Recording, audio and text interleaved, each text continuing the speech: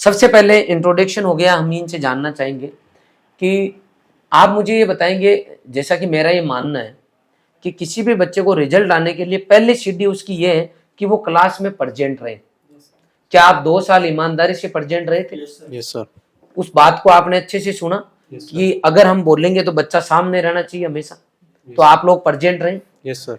लेकिन मान लो कोई बच्चा एब्सेंट रहे, आप हॉस्टल में रहे, तो हो सकता है इधर क्लासेस चालू हो गई और आप हॉस्टल में आराम से सो रहे हो, तो क्या आपके वहाँ मैनेजमेंट की तरफ से हॉस्टल में ये ध्यान रखा गया कि बच्चे क्लास में गए कि नहीं गए? यस सर, वहाँ पर अटेंडेंस होती थी। अच्छा। और अब्सेंट की वो एप्लीकेशन ली जाती थी, कोई कारण हो तो ही रुक सकते थे। बाकी ऐसे पूरा ध्यान रखा जाता? जी सर, ऐसा बिल्कुल तो नहीं पूरा। बच्चे सो रहे हैं हॉस्टल में? नहीं नहीं सर, ऐसा कुछ अच्छा। नहीं। वार्डन सर आते थे 2-3 बार। आते थे, चेक करते थे, बहुत बढ़िया। 7 बजे इनकी क्लास चालू हो जाती है। अगली स्टेप पे आते हैं, जैसे ही बच्चा क्लास में आता है तो व्यवस्थित बच्चे को जो है, हमारा ये मानना है कि व्यवस्थित क्लासरूम होना चाहिए। तो हमने अपने संस्थान के अंदर में वीडियोज में बोलता रहता हूँ, बताता रहता हूँ पेरेंट्स को कि हमारे पास ये ऐसी क्लासरूम है और व्यवस्थित क्लासरूम है, हर क्लास में डिजिटल बोर्ड है। ये बात सही है या गलत है? ये बात एकदम सही है सर, और उनका बहुत हमें बेनिफिट भी मिलता है। जो डिजिटल बोर्ड है उनका जो भी चीज़ समझ नहीं आती वो सर उसमें दिखा देते हैं, पूरा क्लियर हो जाता है मतलब। अच्छा, डिजिटल बोर्ड से वीडियो भी दिखा देते हैं Yes, आपको। sir. इसके अलावा एक तरीके से प्रैक्टिकल हो जाता है, क्लास के अंदर ही एक तरीके से प्रैक्टिकल हो जाता है। व्यवस्थित आपके क्लासरूम है। आप बताएंगे बेटा? Yes sir. भाई बच्चा आ गया क्लास में, अटेंडेंस हो गई, ऐसी क्लासरूम है, डिजिटल बोर्ड है, लेकिन मुझे लगता है किसी भी इंस्टीट्यूट की रीढ़ की हड्डी जो है वहाँ का स्टाफ होता है। Yes sir. आपने 12th भी पढ़ी, Yes, अच्छे नंबर लेके आए, 93% बने आपके। Yes sir. और आपने जो है ये भी पढ़ा, कंपटीशन भी किया साथ का साथ।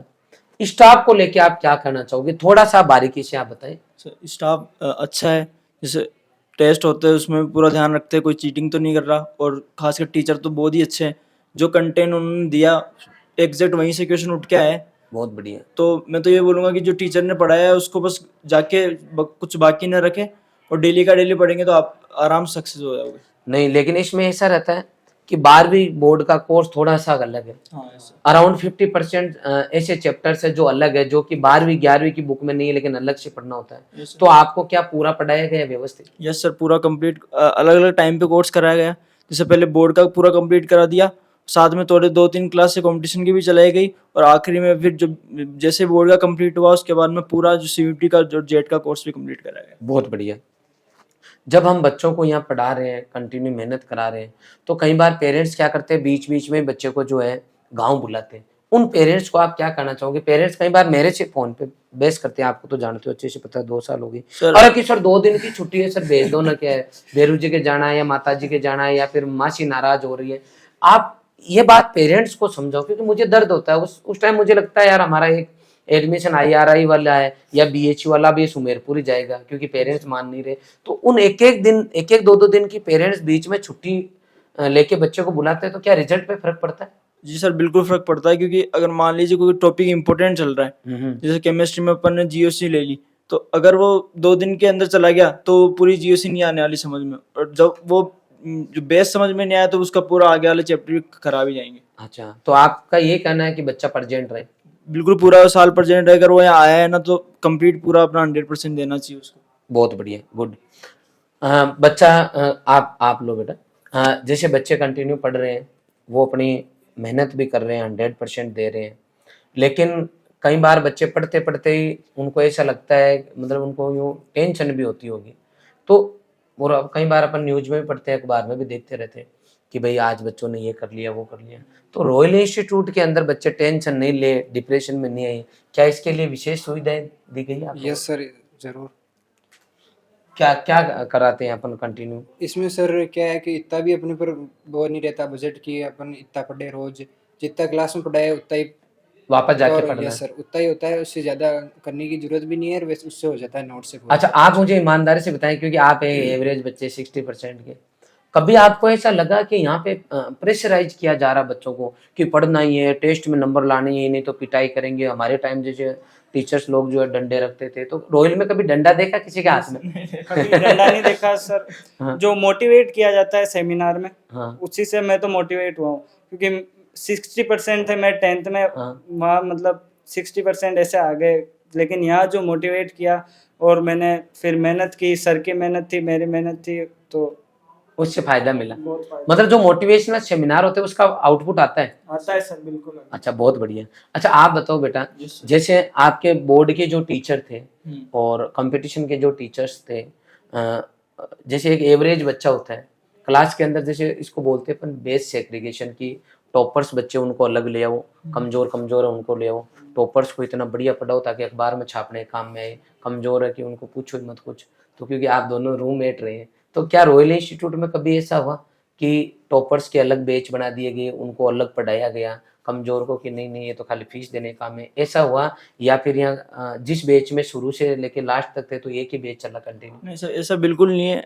एक ही बैच में पढ़े थे सब, और सब टीचर सब बच्चे को एक जैसा ही मान के पढ़ाते हैं, अच्छा, तो कोई ऐसा सेग्रेगेशन नहीं होता। बेस एग्रीगेशन की प्रॉब्लम नहीं है रॉयल में? नहीं होता सर। अच्छा, हम पूरी कोशिश करते हैं कि 47% वाले की समझ में आए तो 97 वाले के अपने आप ही आ जाएंगे। सही बात है कि नहीं है? हाँ, तो कुल मिला के हमारी तरफ से पूरा इन चीज़ों का ध्यान रखा जाता है।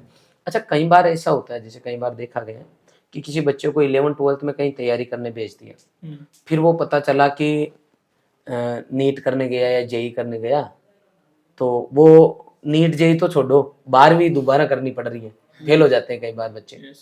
तो रॉयल इंस्टीट्यूट में बच्चा बोर्ड भी अच्छा करे, मैं कहता हूँ एकेडमिक भी मायने रखता है, और साथ में आप जेड भी कर लें, तो उसके लिए हम टेस्ट लेते हैं बच्चों के, सब्जेक्टिव भी लिए, ऑब्जेक्टिव भी। तो पहले तो ये बताओ, क्योंकि सब्जेक्टिव की कॉपी चेक करना टफेस्ट जॉब है धरती पे, तो टीचर्स के लिए भी एक एक्स्ट्रा काम आ जाता है। तो आप लोग बताओ, क्या वास्तव में आपके सब्जेक्टिव टेस्ट हुए थे? जी सर, दोनों टेस्ट हुए थे, सब्जेक्टिव भी हुए थे और ऑब्जेक्टिव भी हुए थे। अच्छा, कंटिन्यू चले पूरी साल? यस सर, एक संडे जैसे तोल तालुक, एक संडे सब्जेक्टिव तो अगले संडे ऑब्जेक्टिव, इस तरह अल्टरनेट। बहुत बढ़िया। अच्छा, कई बार कुछ बच्चे, क्योंकि आप भुगत भोगी हो, आप रहे हो यहाँ पे, तो आप ज्यादा जानते हो, और आप अपने साथ वालों को भी तो जानते ही हो ना किसने क्या किया। आप 12वीं का जब बच्चा यहाँ तैयारी करता है तो कुछ साथी होंगे आपके, नाम नहीं बताना है, बाकी गलती बतानी है, यस सर। कि कुछ ऐसी गलतियां कुछ बच्चे कर देते हैं जिसकी वजह से वो उतना अच्छा नहीं कर पाते। जैसे कई बार लगता है कि यार गजानंद मेरे से बढ़िया करेगा, लेकिन पता चला कि गजानंद तो धीरे धीरे करके रेस से बाहर हो गया, तो कोई ना कोई गजानंद ने गड़बड़ की होगी, वो मुझे तो नहीं पता लेकिन आपको पता है।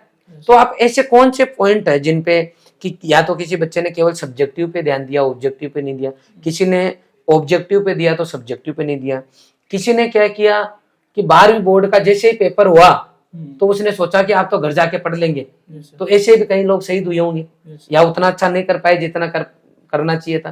तो आप बच्चों को यहाँ क्या बोलना चाहोगे कि इस तरह की गलतियां बच्चों को नहीं, क्योंकि आपके 535 नंबर आए हैं, आप सभी 450 से ऊपर लाए हैं एवरेज बच्चों, तो कुछ तो आपने अलग किया है, या वो जो लोगों ने गलतियां की वो आपने नहीं की? सर, सबसे पहले चीज तो है वो ओवर कॉन्फिडेंस।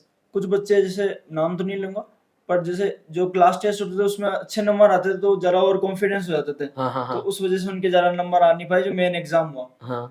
और कुछ ऐसे थे जो जैसे बोर्ड एग्जाम जैसे क्लोज आए तो उससे कम्प्लीटली बोर्ड की तरफ ही डाइवर्ट हो गए।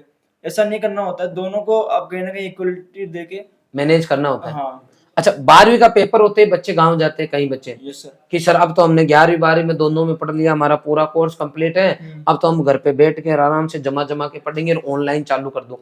तो बच्चों से हम रिक्वेस्ट करता हूँ, आपको पता है मेरे जितने रिक्वेस्ट बच्चों से शायद ही कोई करते होंगे, तो मैंने उस टाइम में आपको बार बार कहा कि भाई किसी भी बच्चे को घर नहीं जाना चाहिए, और आपके लिए हम एक भी दिन की छुट्टी नहीं रख रहे, रेगुलर हम आपके लिए क्लास लगा रहे, सब कुछ कर रहे हैं।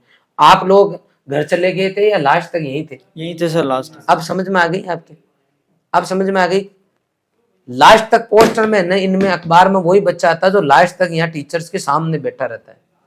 मानो तो ठीक है, नहीं मानो तो आपकी मर्जी है। पेरेंट्स तो देखो 2000 बाद में सबके एक एक है। आज मेरे को कोई मेरा बच्चा दिल्ली से ये कह देगा, मेरा बच्चा ये कह देगा कि मैं नागौर का हूँ, और उदयपुर से फोन कर दे मेरे पास कि पापा यहाँ तो कोर्स हो गया, 11th-12th का पूरा कंप्लीट हो गया, जेड मेरे को साथ के साथ पढ़ा दी, अब 2 महीने घर पे बैठ बैठ के खाली मैं रिविजन करूंगा। तो मैं अगर ज्यादा दिमाग नहीं लगाऊंगा तो बुला लूंगा मेरे बच्चों को, फिर मैं थोड़ा सा उसको कहते कहते पापा परीक्षा में आप बैठोगे मैं बैठूंगा, मैं टॉप ला के दिखाऊंगा, ठीक है बेटा आजा। तो पेरेंट्स इतना ही कर सकते हैं। आप इनको गाइड करो एक्चुअल में कि वास्तव में बच्चे का मकसद यहाँ 12th करना है, 12th के साथ में जेड और जेड करना है, तो उसको कब तक यहाँ रुकना चाहिए? उसको सर पूरी साल कंसिस्टेंसी रखनी चाहिए। वो जब घर चला जाता है तो उसकी कंसिस्टेंसी टूट जाती है, जिसमें उसको समझ नहीं आता कौन सा टॉपिक पहले पढ़ूँ कौन सा बाद में पढ़ूँ, इसकी वजह से पीछे रह जाता है। और 12वीं का पेपर होने के बाद में रुकना चाहिए बच्चे को यहाँ? बिल्कुल सर। बहुत बढ़िया। जो रुके हैं ना उन्होंने विशेष किया है,